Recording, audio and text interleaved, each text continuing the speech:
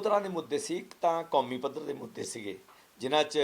ਸਭ ਤੋਂ ਇੰਪੋਰਟੈਂਟ ਸੀਗਾ ਜਿਹੜੇ ਅਡਾਨੀ ਉੱਤੇ ਅਮਰੀਕਾ 'ਚ ਕੇਸ ਬਣਿਆ ਕਰਪਸ਼ਨ ਦਾ, ਅਤੇ ਜਿਹੜਾ ਕਿ ਬੜਾ ਸੰਗੀਨ ਕੇਸ ਹੈਗਾ ਔਰ ਜਿਹਦੇ 'ਚ ਅਮਰੀਕਨ ਜਿਹੜੀ ਫੈਡਰਲ ਕੋਰਟ ਹੈਗੀ ਉਹਨੇ ਬਕਾਇਦਾ ਆਇਦ ਕਰ ਦਿੱਤੇ ਹੈਗੇ ਆ ਉਹਨਾਂ ਨੂੰ ਉਹਦਾ ਦਾ ਮਤਲਬ ਕੇਸ ਰਜਿਸਟਰ ਹੋ ਗਿਆ। ਅਤੇ ਉਹ 'ਤੇ ਅਸੀਂ ਬਹਿਸ ਚਾਹੁੰਦੇ ਸੀ ਕਿ ਹਿੰਦੁਸਤਾਨ ਦਾ ਜਿਹੜਾ ਇਮੇਜ ਹੈਗਾ ਔਰ ਖ਼ਾਸ ਤੌਰ 'ਤੇ ਜਿਹੜਾ ਕਾਰਪੋਰੇਟ ਦਾ ਇਮੇਜ ਹੈਗਾ ਕਿ ਬਦਨਾਮ ਕਾਰਪੋਰੇਟ ਹੋ ਰਿਹਾ ਹੈਗਾ, ਇੰਡੀਅਨ ਇੰਡਸਟਰੀਅਲ ਲਿਸਟ ਬਦਨਾਮ ਹੋ ਰਹੇ ਹੈਗੇ, ਅਤੇ ਉਹਦੇ 'ਚ ਇਕੱਲਾ ਅਡਾਨੀ ਨੂੰ ਨਹੀਂ ਸਾਰੀ ਇੰਡਸਟਰੀ ਨੂੰ ਫਰਕ ਪੈਣਾ ਹੈਗਾ, ਸਾਰੀ ਇਨਵੈਸਟਮੈਂਟ ਜਿਹੜਾ ਮਿਲੀਓ ਹੈਗਾ ਉਹ ਚੇਂਜ ਹੋਣਾ ਹੈਗਾ, ਅਤੇ ਉਹਦੇ 'ਚ ਐਡਵਰਸ ਇਫੈਕਟ ਪੈਣੇ ਹੈਗੇ। ਅਤੇ ਉਹਦੇ ਅਸੀਂ ਚਰਚਾ ਚਾਹੁੰਦੇ ਸੀਗੇ ਸਰਕਾਰ ਆਪਣਾ ਪੱਖ ਸਪਸ਼ਟ ਕਰੇ ਕਿ ਸਰਕਾਰ ਇਸ ਨੂੰ ਕਰੈਕਸ਼ਨ ਕਰਨ ਵਾਸਤੇ ਚਾਹੇ ਉਹ ਅਡਾਨੀ ਦਾ ਜਿਹੜੀ ਰਿਸ਼ਵਤ ਦਾ ਕਾਂਡ ਹੈਗਾ, ਚਾਹੇ ਉਹ ਸੇਬੀ ਦੀ ਭੂਮਿਕਾ ਹੈਗੀ ਹੈ, ਚਾਹੇ ਇਸ ਤੋਂ ਪਹਿਲਾਂ ਹਿੰਡਨਬਰਗ ਰਿਪੋਰਟ 'ਚ ਜੋ ਕੁਛ ਅਡਾਨੀ ਦੇ ਜਿਹੜੇ ਮਤਲਬ ਕਰੋਨੀ ਕੈਪੀਟਲਿਸਟ ਕਰੈਕਟਰ ਹੈਗਾ ਉਹ ਜਗ ਜ਼ਾਹਰ ਹੋਇਆ। ਅਸੀਂ ਉੱਤੇ ਬਹਿਸ ਚਾਹੁੰਦੇ ਸੀਗੇ, ਲਗਾਤਾਰ ਅਸੀਂ ਉਸ 'ਤੇ ਪਾਰਲੀਮੈਂਟ ਦੇ ਬਾਹਰ ਵੀ ਅੰਦਰ ਵੀ ਇਹ ਮੁੱਦਾ ਉਠਾਉਂਦੇ ਰਹੇ, ਪਰ ਸਰਕਾਰ ਟਸ ਤੋਂ ਮਸ ਨਹੀਂ ਹੋਈ। ਹਮੇਸ਼ਾ ਅਡਾਨੀ ਉੱਤੇ ਬਹਿਸ ਨੂੰ ਟਾਲਦੀ ਰਹੀ ਹੈ। ਇਕੱਲੀ ਕਾਂਗਰਸ ਪਾਰਟੀ ਨਹੀਂ ਬਲਕਿ ਸਮੁੱਚੀਆਂ ਜਿਹੜੀਆਂ ਵਿਰੋਧੀ ਧਿਰਾਂ ਸੀਗੀਆਂ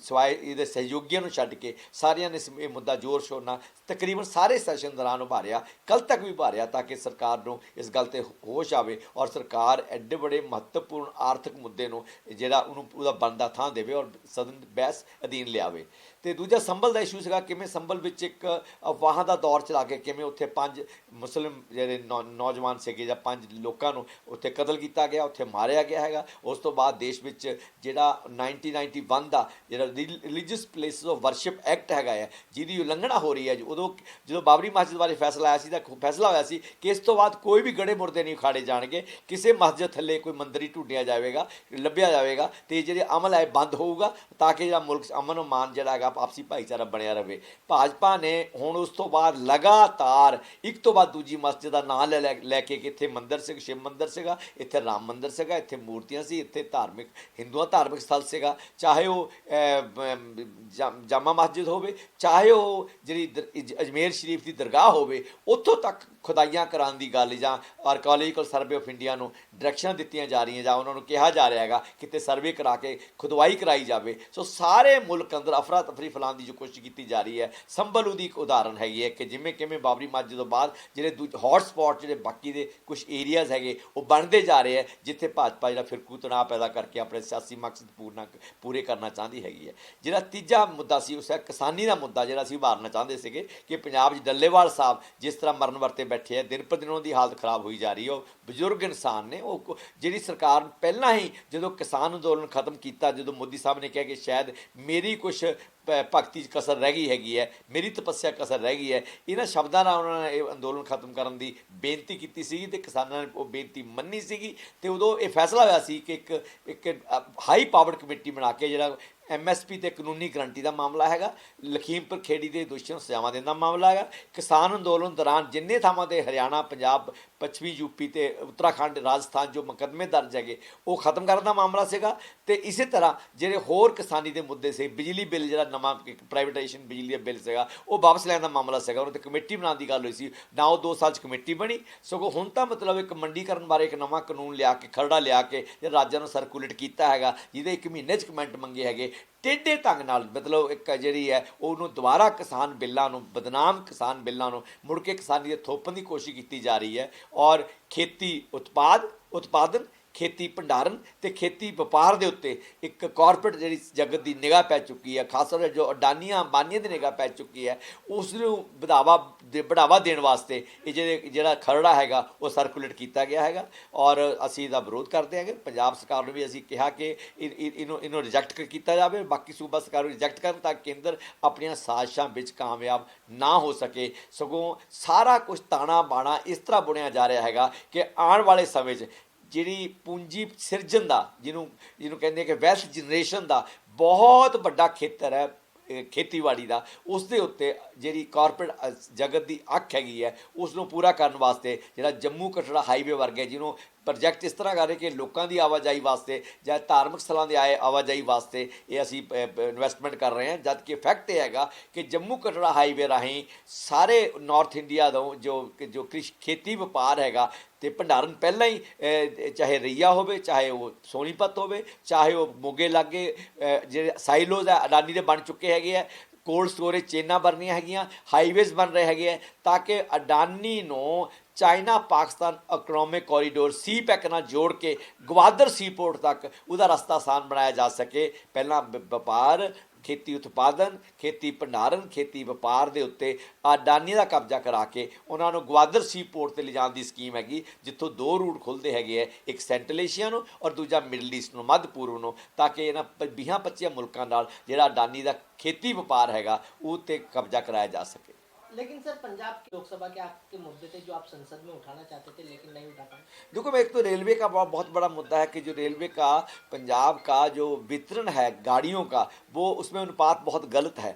मालवा दो तिहाई पंजाब मालवा है और एक तिहाई माझा और दोआबा दोनों हैं। पर अगर आप रेलगाड़ियों को वितरण देखें, इनकी जो जिस तरह से चलाई जाती हैं, 90% रेल्स वो सीधा सरहंद से लुधियाना, जलंधर, अमृतसर के लिए निकल जाती हैं, जबकि सिर्फ 10% जो रेल है वो पटियाला, नाभा, धूरी, रामपुरा फूल, बरनाला, तपा मंडी, बठिंडे तक जाती हैं। तो हमारी ये हमारी मुख्य मांग थी हमारे क्षेत्र की, इसकी जो रेल की जो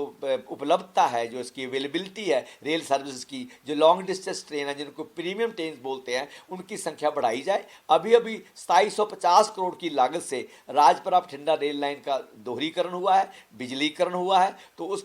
उसको उपयोग में लाते हुए इस रूट पे गाड़ियों की संख्या बढ़ाई जाए और कुछ गाड़ियां सरहंद खन्ना की बजाय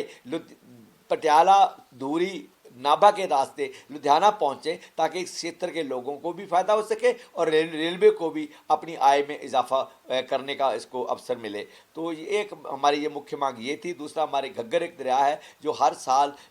लाखों लोगों को विस्थापित करता है, हजारों पशुधन को जान से मारता है और सैकड़ों लोगों को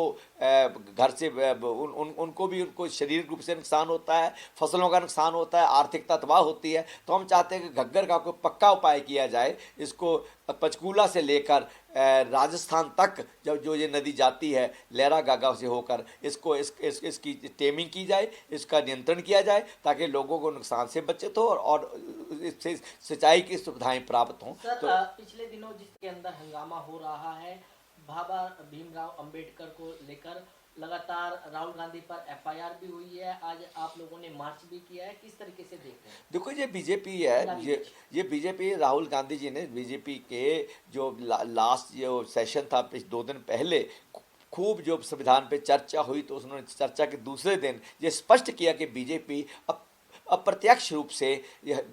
भारत के संविधान को मनसूख करके इसको अवहेलना करके वो मनुस्मृति लागू करना चाहती है। और बीजेपी की बहुत से सांसद, बहुत से नेता अलग अलग समय पे इस बात की वो अपनी जो उनकी मनोस्थिति है उसको व्यक्त भी कर चुके हैं। तो इसलिए हम लोग चाहते हैं कि संविधान जो हमारे लिए पवित्रतम एक हमारे गाइडलाइंस है उसकी रक्षा की जाए। और बाबा भीमराव अम्बेडकर ने जो हमारे लिए संविधान तैयार किया है और जो संविधान जो सभा थी, जो उसने जितनी मेहनत किया 3 साल के लिए, हजारों मीटिंगें हुई, हजारों दर्जनों सब कमेटियाँ बनी, सब ने बड़ी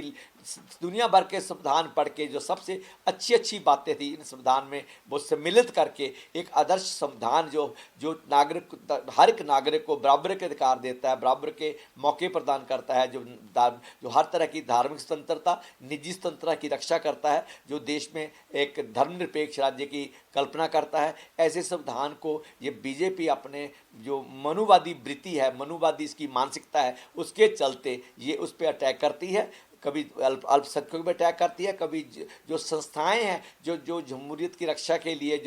जो लोकतंत्र की रक्षा के लिए बनी है, चाहे वो ईडी है, चाहे वो सीबीआई है, चाहे वो इलेक्शन कमीशन है, चाहे वो कैग है, और चाहे वो जुडिशरी है, चाहे वो मीडिया है, जो सभी स्तंभ हैं जमहूरियत के, लोकतंत्र के, उनको धीरे धीरे करके अपने पक्ष में करती जा रही है, अपने बंदे भर्ती कर रही है और उनका अपहरण किया जा रहा है, जिसके खिलाफ हमारे नेता ने भी और हमने भी लगातार पिछली संसद में भी और इस संसद में भी हम लोग आवाज उठा रहे हैं। सर, अभी आज आखिरी दिन था, 1984 के बैग जो है बीजेपी के सांसद की तरफ से प्रियंका गांधी को दिए गए हैं, किस तरीके से आप देख रहे हैं? नहीं, वो देखो, कांग्रेस तो कहती है कि अगर हमारे समय में गलती हुई है तो हम फल भुगत रहे हैं। आप देश पे आग लगाने क्यों, आज 2024 में आप क्यों आग लगा रहे हैं? हाँ, हम उसके लिए हमने हमारे प्रधानमंत्री मनमोहन सिंह ने सभा के सदन में इसके लिए माफ़ी मांगी थी, इसके लिए खेद प्रकट किया था। और ये भी कांग्रेस वालों का काम नहीं था, इसमें भी आरएसएस संलिप्त था। ये सभी रिपोर्टें बताती हैं कि आरएसएस ने ही दिल्ली दंगों का जो प्रारूप है वो तैयार किया और उस पर अमल किया।